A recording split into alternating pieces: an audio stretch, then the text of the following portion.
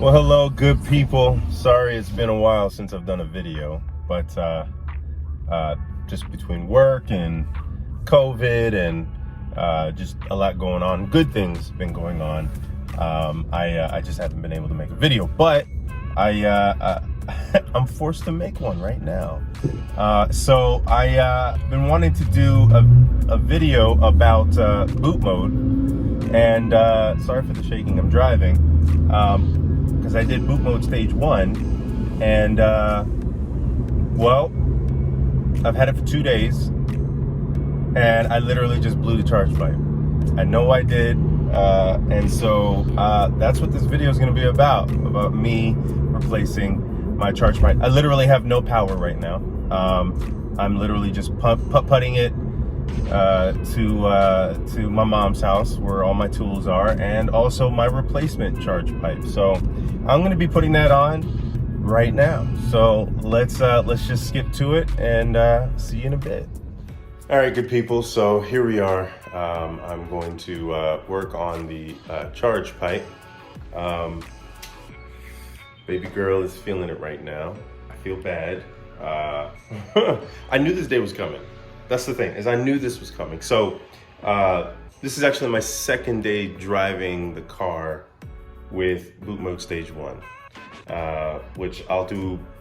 I was planning on waiting, but I'll do another video about having boot mode on the car. But again, this is my second day. I've actually had it for a week. The car was sitting for about a week while I was traveling. Today is Saturday. So last weekend on Sundays when I did boot mode, drove it for like an hour, parked the car, went to work, traveled a little bit, came back, second day driving, and I'm literally getting off the highway, and poof, loss of power. I immediately knew what it was, and sure enough, popped the charge pipe. So let's take a quick look here and let's see what happened. So sure enough, there it is. Charge pipe completely blown to shit. Like just completely gone. And you can see there that it's gonna require a replacement. I don't think it'd be too difficult. Probably about maybe an hour, we'll see.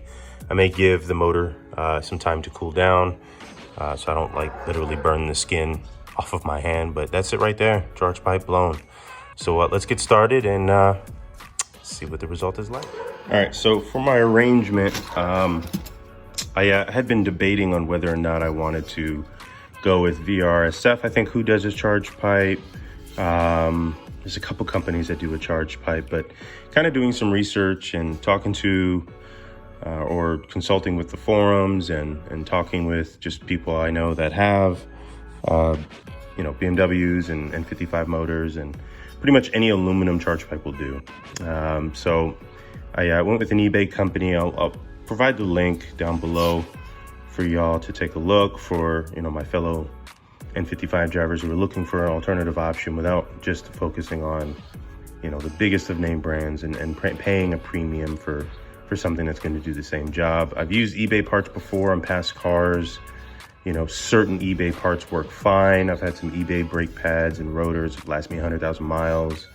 I've had some intakes and some different components for different cars.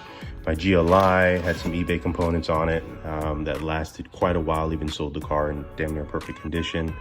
But we'll see how this does.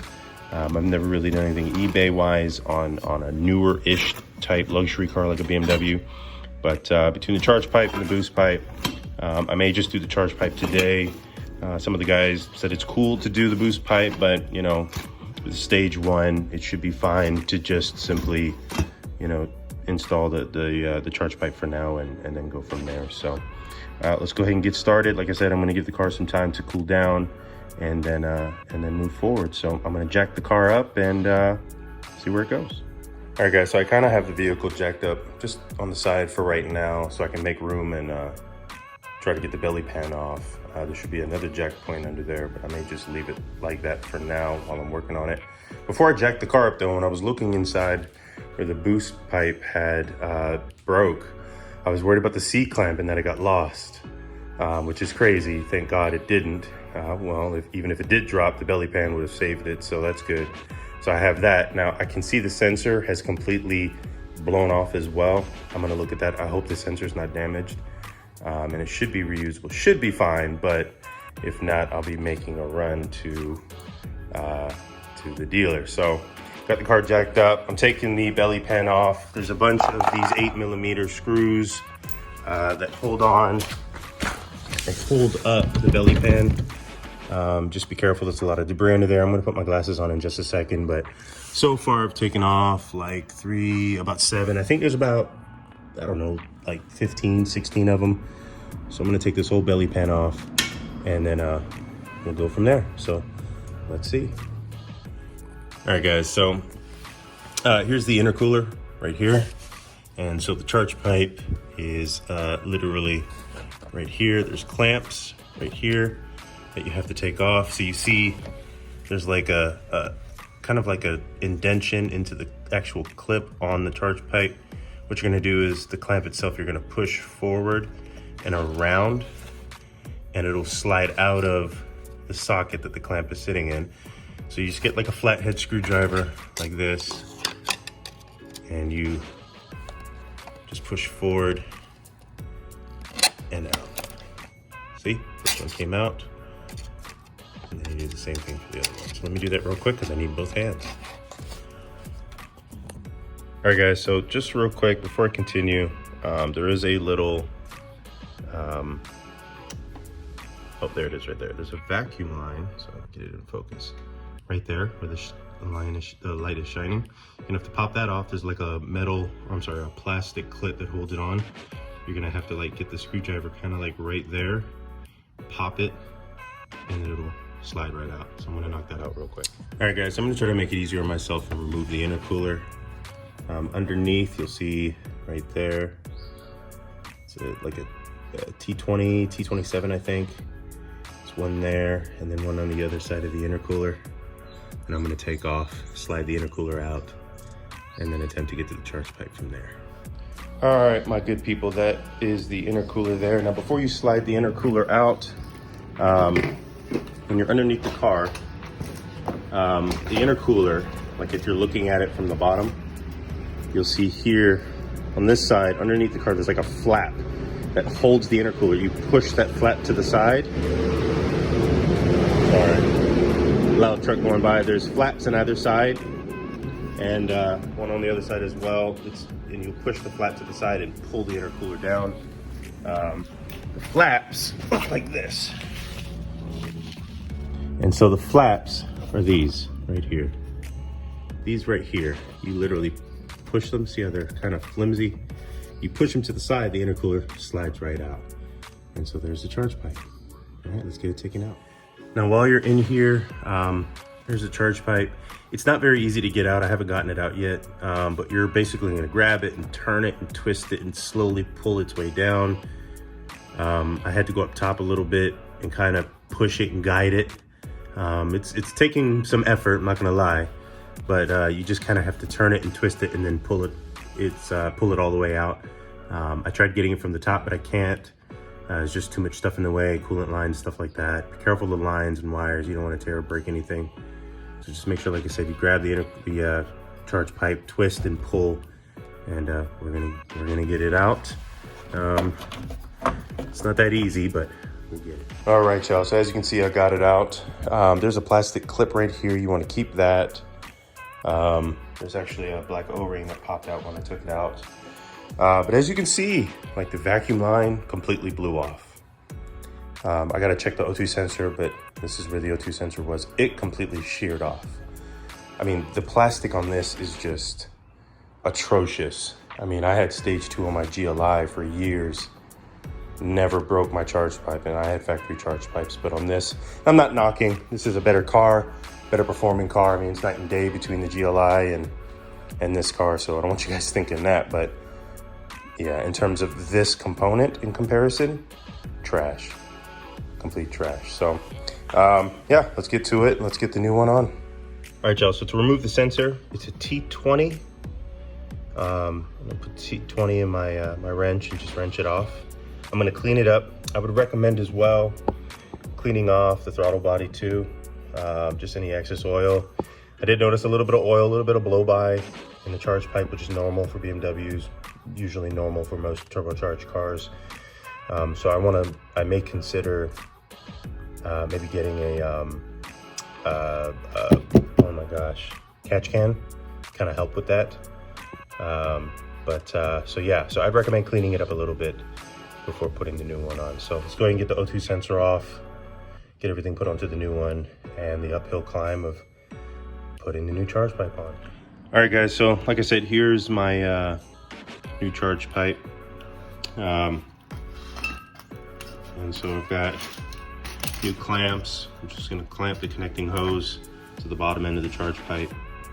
The rubber grommet's gonna go on the inside. The cool thing about this one is the metal clamps that are right there, they actually fit right onto the charge pipe housing, so I won't need the plastic clips that are right there. They actually work well with this, so which is awesome. A lot stronger too. Same thing on that end. So let's go ahead and get it installed. I'll get that grommet put in as well. Now, before putting anything in, I would test fit it, or at least test the length, adjust the pieces of the new charge pipe before putting it in, before tightening any clamps. Just make sure you test the length, distance, make sure you've got your C-clamps ready to go, you know, anything you can do. So just keep that in mind before you're putting it on. All right guys, one thing I forgot to mention when putting the new O2 sensor on is when you have to release the clip from the wiring harness.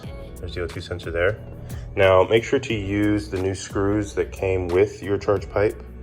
That's mine. It's not a T20, it's actually a T15 for mine. So make sure to put those on. Make sure you leave the washers on too. Which is the washer right there. So make sure you put that on. All right, let's move on to the next step. All right guys, so pretty much have the charge pipe in.